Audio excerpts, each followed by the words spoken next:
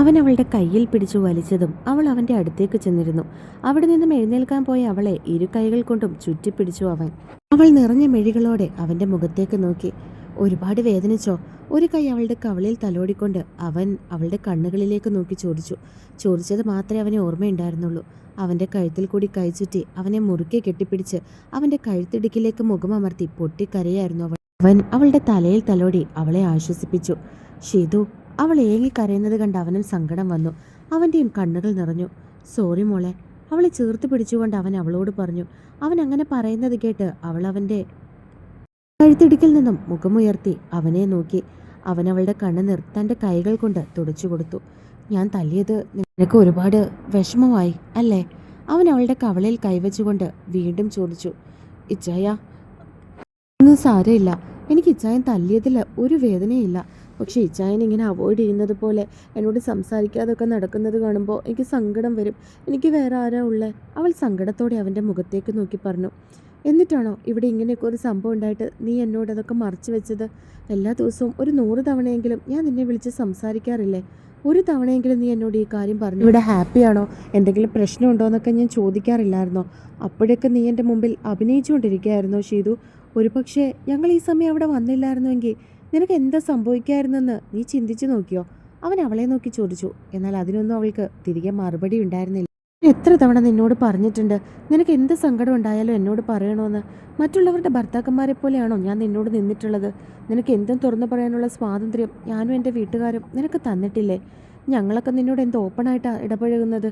എന്നിട്ട് നീ എന്താ ഞങ്ങളോട് അങ്ങനെ നിൽക്കാത്തത്? അത് കാണുമ്പോഴല്ലേ എനിക്ക് സങ്കടവും ദേഷ്യമൊക്കെ വരുന്നത്. അവൻ വീണ്ടും അവളോട് പറഞ്ഞതും അവൾ ഒന്നും തന്നെ മിണ്ടിയില്ല. സാരമില്ല, പോട്ടെ, കഴിഞ്ഞതൊക്കെ അതൊന്നും ഓർത്ത് എൻ്റെ കൊച്ചു വിഷമിക്കണ്ട. നിന്റെ കൂടെ എല്ലാത്തിനും ഞാനില്ലേടി. അവൻ പറഞ്ഞുകൊണ്ട് അവളുടെ കവളിൽ ചുംബിച്ചു. അവൾ അവൻ്റെ നെറ്റിയിൽ നെറ്റിമുട്ടിച്ചു. കുറച്ച് നിമിഷം അങ്ങനെ തന്നെ നിന്നു. അവൻ്റെ കണ്ണുകൾ അവളിൽ തന്നെയായിരുന്നു. അവൻ അങ്ങനെ നോക്കുന്നത് കണ്ട് അവൾക്ക് നാണം വന്നു. അവൾ പെട്ടെന്ന് അവനിൽ നിന്നും മാറാനായി ശ്രമിച്ചു.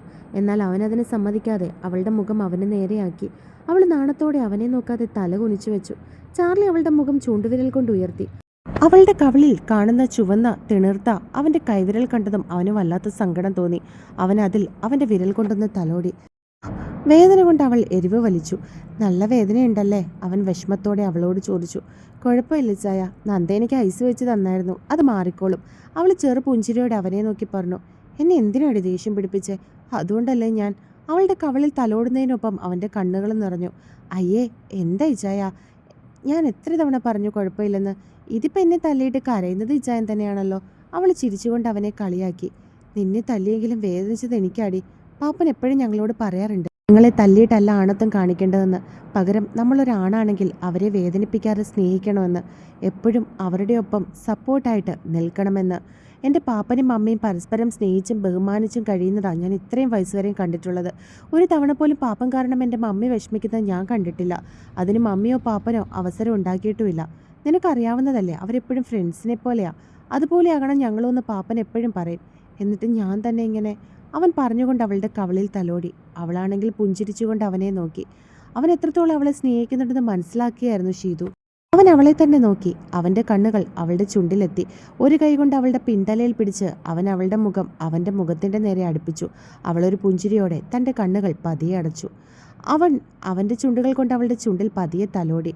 അവളുടെ കൈകൾ അവൻ്റെ ഷോൾഡറിൽ അമർന്നു. അവളുടെ മുടിക്കിടയിൽ കൂടി അവൻ്റെ വിരലുകൾ കടത്തിയതിനു ശേഷം അവൻ അവളുടെ ചുണ്ടിനെ കടിച്ചെടുത്ത് ചുംബിച്ചു.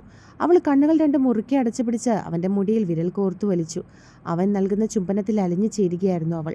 അവളുടെ ചുണ്ടിൽ നിന്നും തൻ്റെ ചുണ്ടിനെ വേർപ്പെടുത്താതെ തന്നെ അവൻ അവളെ എടുത്ത് തൻ്റെ കട്ടിലേക്ക് കിടത്തി. ഇപ്പോഴും അവൻ അവളെ വിടാതെ ചുംബിക്കുകയായിരുന്നു. ഏറെ നേരത്തെ ചുംബനത്തിനൊടുവിൽ അവൻ അവളുടെ കഴുത്തിലേക്ക് തൻ്റെ മുഖം അമർത്തി. ഒരു പിടിച്ചിലോടെ അവൾ അവനെ തന്നിലേക്ക് ചേർത്ത് പിടിച്ചു. അവളുടെ കഴുത്തിലൂടെ അവൻ്റെ നാവ് അലഞ്ഞിരുന്നു. അത് അവളുടെ ശരീരത്തെ ചൂട് പിടിപ്പിക്കാൻ തുടങ്ങി. അവൾ ഉടുത്തിരുന്ന സാരി മാറിൽ നിന്നും വേർപ്പെടുത്തിയ ശേഷം അവൻ അവളിലേക്ക് അമർന്നു. അവളുടെ കഴുത്തിലും ശരീരത്തിലും അവൻ വിടാതെ ചുംബിച്ചുകൊണ്ടിരുന്നു. അവിടെ നിന്നും അവൻ്റെ ചുണ്ടുകൾ അവളുടെ വയറ്റിലെത്തി. കറുപ്പ് കണങ്ങൾ പൊടിഞ്ഞിരുന്ന അവളുടെ വയറ്റിൽ അവൻ തൻ്റെ മുഖം അമർത്തി. നിമിഷങ്ങൾ കടന്നുപോയതും അവൾ മുകളിലേക്ക് നഗ്നയായി. ഷീതു ഒരു പിടച്ചിലോടെ അവൻ്റെ നഗ്നമായ പുറത്ത് അവളുടെ നഖങ്ങൾ അമർത്തി. എന്നാൽ അവളുടെ അപ്രവൃത്തി അവനെ കൂടുതൽ ഭ്രാന്ത് പിടിപ്പിക്കുകയായിരുന്നു. അവൻ വീണ്ടും അവളുടെ ഓരോ ശരീരഭാഗത്തിൻ്റെയും അളവെടുത്തു. അവിടെ അവൻ്റെ ചുണ്ടുകൾ പതിഞ്ഞു. അവൻ്റെ ഓരോ പ്രവൃത്തിയിലും വിവശയായി മാറിയ അവൾ അവനെ പൂർണ്ണമായും ഉൾക്കൊള്ളാൻ തുടങ്ങുകയായിരുന്നു. അവൻ്റെ കൈവിരലുകൾ അവളുടെ മേനിയിൽ അലഞ്ഞപ്പോൾ അവൻ അവളുടെ തിണർത്ത് കിടക്കുന്ന കവളിൽ തുടരെ ചുംബിച്ചുകൊണ്ടിരിക്കുകയായിരുന്നു. ചേച്ചി, ഷീതു ചേച്ചി!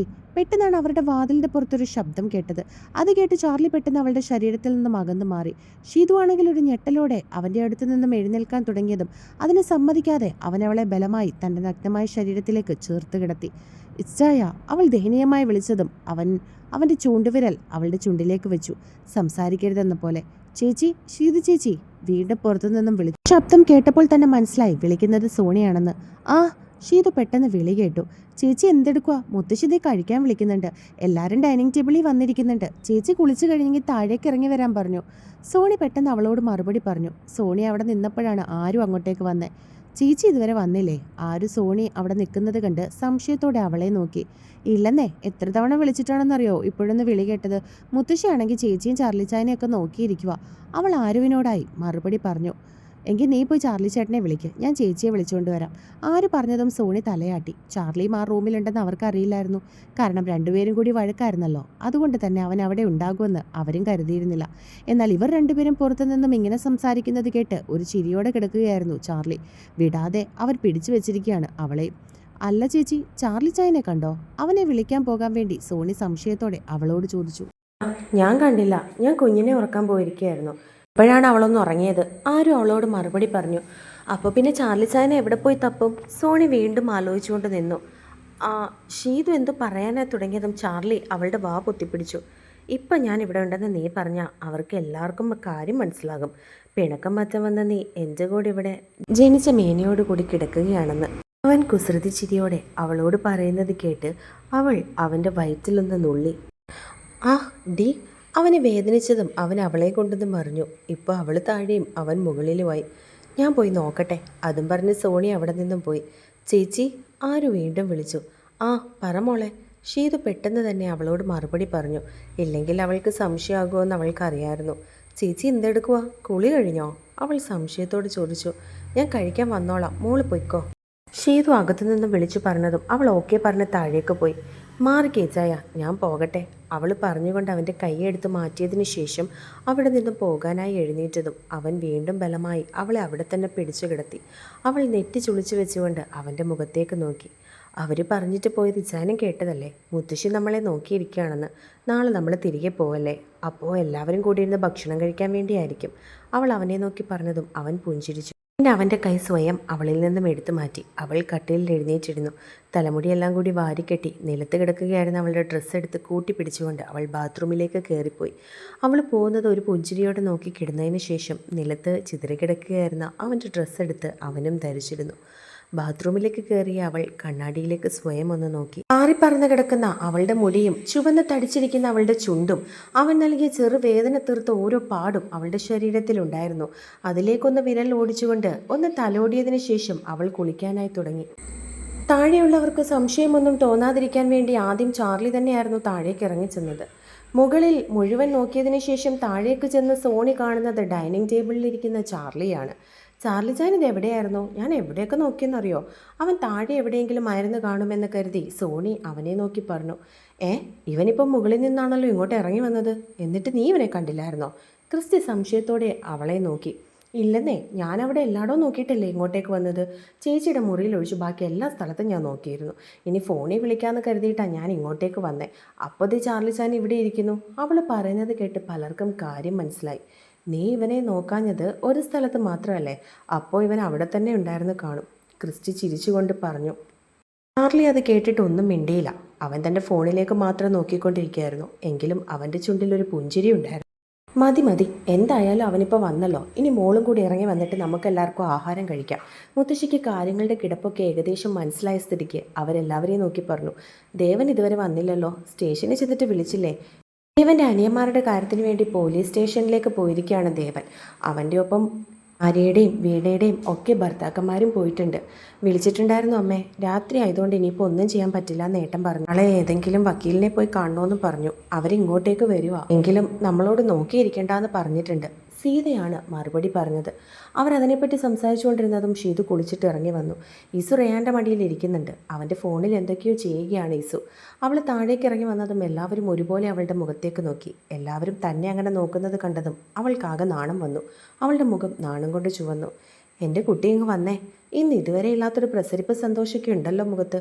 ആകെ ഒരു വിഷമം കവളിൽ ഇങ്ങനെ കിടക്കുന്നത് കാണുമ്പോഴാണ്. മുത്തശ്ശി പറഞ്ഞതും അവൾ തൻ്റെ സ്വയം കവളിലൊന്ന് വെച്ചു.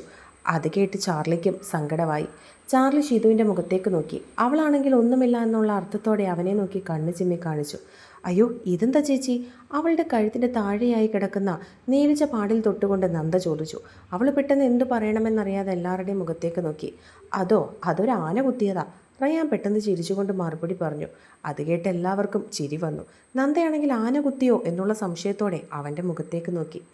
ബുദ്ധൂസേ കഴിക്കങ്ങോട്ട്. അവളുടെ ഓരോരോ സംശയങ്ങൾ. കല്യാണം കഴിയുമ്പോൾ നിനക്ക് മനസ്സിലാകും അതെന്താണെന്ന്. അടുത്തിരുന്ന വീണ അവളുടെ തലയിലൊന്ന് കൊട്ടിക്കൊണ്ട് പറഞ്ഞു. നിനക്ക് ബാക്കി എല്ലാത്തിനും ഭയങ്കര ബുദ്ധിയാണല്ലോ പെണ്ണെ. ഇതിനെപ്പറ്റി ഒന്നും വലിയ ധാരണയില്ല അല്ലേ? ഇനി ആ ഉണ്ണിയോട് പറയണോ ഇതൊക്കെ നിനക്ക് പഠിപ്പിച്ചു തരാൻ? ആര്യ അവളെ കളിയാക്കിക്കൊണ്ട് പറഞ്ഞതും അവൾ ആര്യയെ നോക്കിയൊന്ന് മുഖം കൂർപ്പിച്ചു. ആന കുത്തിയത് മാത്രമല്ല എന്ന് തോന്നുന്നു. ക്രിസ്റ്റി ചാർലിയെ കളിയാക്കുന്നത് പോലെ പറഞ്ഞതും ചാർലി അവൻ്റെ കാലിലിട്ടൊരു ചവിട്ട് കൊടുത്തു. ആ അവൾ പെട്ടെന്ന് നിലവിളിച്ചു. എന്താ മോനെ? അവൻ അങ്ങനെ ശബ്ദമുണ്ടാക്കുന്നത് കേട്ട് മുത്തശ്ശി സംശയത്തോടെ അവനെ നോക്കി ചോദിച്ചു. ഒന്നുമില്ല മുത്തശ്ശി. അവൻ പെട്ടെന്ന് തന്നെ അവരെ നോക്കി മറുപടി പറഞ്ഞു. എന്തൊക്കെയോ കാര്യങ്ങൾ ഒഴിഞ്ഞു പോയതിൻ്റെ ഒരു സന്തോഷം ആ വീട്ടിലന്നുണ്ടായിരുന്നു. എല്ലാവരും സന്തോഷത്തോടെ ഭക്ഷണം കഴിച്ച് അവരവരുടെ മുറിയിലേക്ക് പോയിരുന്നു. നന്ദയുടെ ഒപ്പം കിടക്കാൻ വേണ്ടി പോവുകയാണ് ഋഷുവും സോണിയും. പെട്ടെന്നാണ് ക്രിസ്റ്റി ഋഷുവിൻ്റെ കയ്യിൽ പിടിച്ച് നിർത്തി. എന്താ ഇജയെ കാണിക്കുന്നേ? വിട്. ഋഷു അവൻ്റെ കയ്യിൽ നിന്നും കുതിരി മാറാൻ ശ്രമിച്ചുകൊണ്ട് പറഞ്ഞു. ഇവളെ ഞാൻ കുറച്ച് കഴിഞ്ഞിട്ട് വിടാം, മോള് പൊയ്ക്കോ. അവൻ സോണിയുടെ മുഖത്തേക്ക് നോക്കി പറഞ്ഞതും അവളും ചിരിച്ചുകൊണ്ട് തലയാട്ടി. ക്രിസ്റ്റി ഋഷുവിൻ്റെ കയ്യും പിടിച്ച് നടന്നു.